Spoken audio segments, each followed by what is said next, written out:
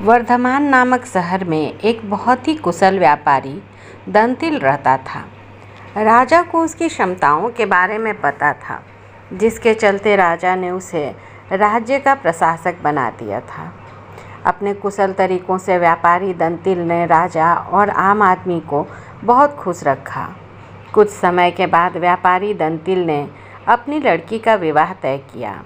इस उपलक्ष्य में उसने एक बहुत बड़े भोज का आयोजन किया। इस भोज में उसने राज परिवार से लेकर प्रजा तक सभी को आमंत्रित किया। राजघराने का एक सेवक जो महल में झाड़ू लगाता था, वह भी इस भोज में शामिल हुआ, मगर गलती से वह एक ऐसी कुर्सी पर बैठ गया जो केवल राज परिवार के लिए रखी हुई थी। सेवक को उस कुर्सी पर बैठा देखकर व्यापारी दंतिल को गुस्सा आ जाता है और वह सेवक को धुतकार कर वहाँ से भगा देता है। सेवक को बड़ी शर्मिंदगी महसूस होती है और वह व्यापारी दंतिल को सबक सिखाने का प्रण लेता है। अगले ही दिन सेवक राजा के कक्ष में झाड़ू लगा रहा था। वह राजा को अर्ध निंद्रा में देखकर बड़बड़ाना शुरू करता है। वह बोलता है, इस व्यापारी दंतिल की इतनी मजाल कि वह रानी के साथ दुर्व्यवहार करे। यह सुनकर राजा की नींद खुल जाती है और वह सेवक से पूछता है, क्या यह वाकई में सच है? क्या तुमने व्यापारी दंतिल को दुर्व्यवहार करते देखा है? सेवक तुरंत राजा के चरण पड़ता है और बोलता है, मुझे माफ़ कर दीजिए, मैं कल रात को सो नहीं पाया। मेरी नींद पूरी नहीं होने के कारण कुछ भी बड़बड़ा रहा था। यह सुनकर राजा सेवक को कुछ नहीं कहता, लेकिन उसके मन में शक पैदा हो जाता है। उसी दिन से राजा व्यापारी दंतिल के महल में निरंकुश घूमने पर पाबंदी लगा देता है और उसके अधिकार कम कर देता है।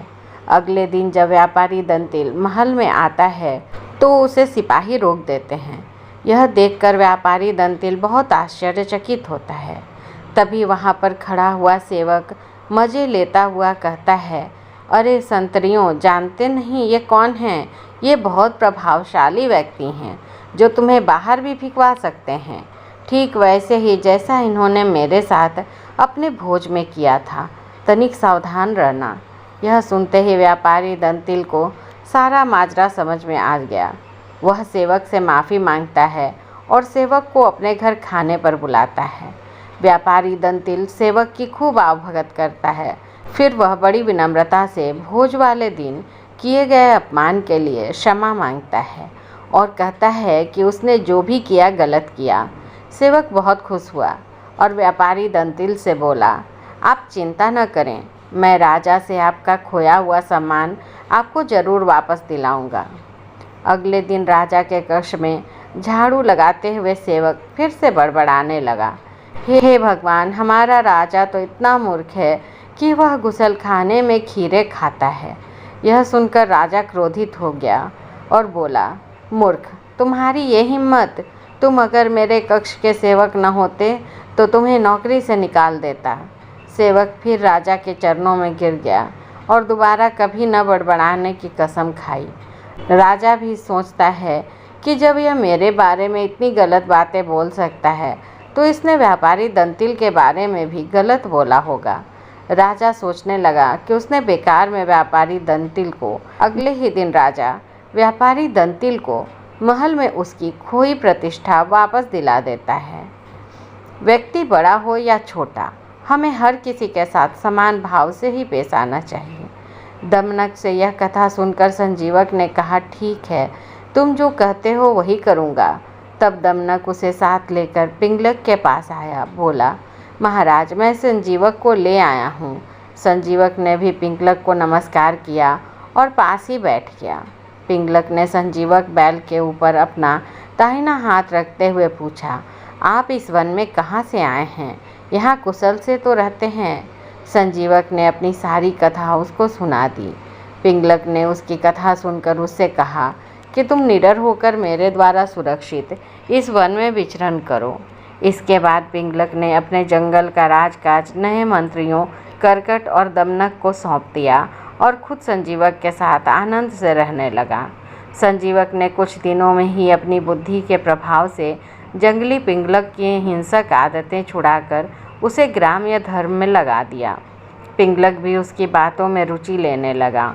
उसकी हिंसा की वृत्ति समाप्त हो गई।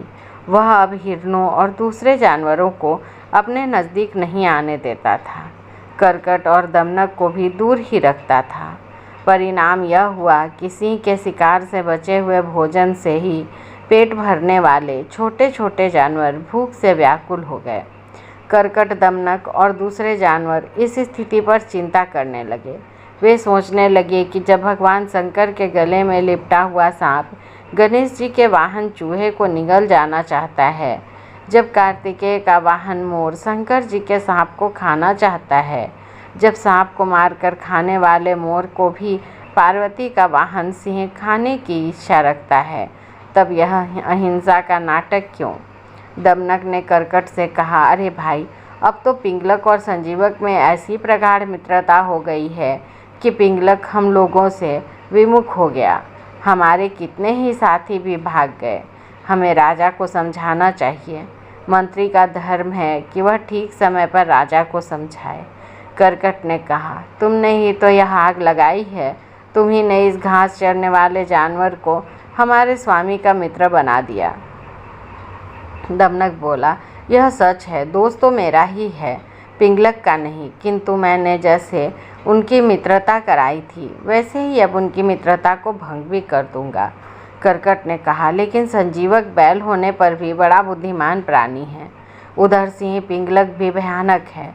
यह ठीक है कि तुम्हारी बुद्धि तेज है, फिर भी तुम इन दोनों को अब अलग करने में कैसे समर्थ हो पाओगे? दमनक ने कहा, भाई, असमर्थ होते हुए भी मैं समर्थ हूँ।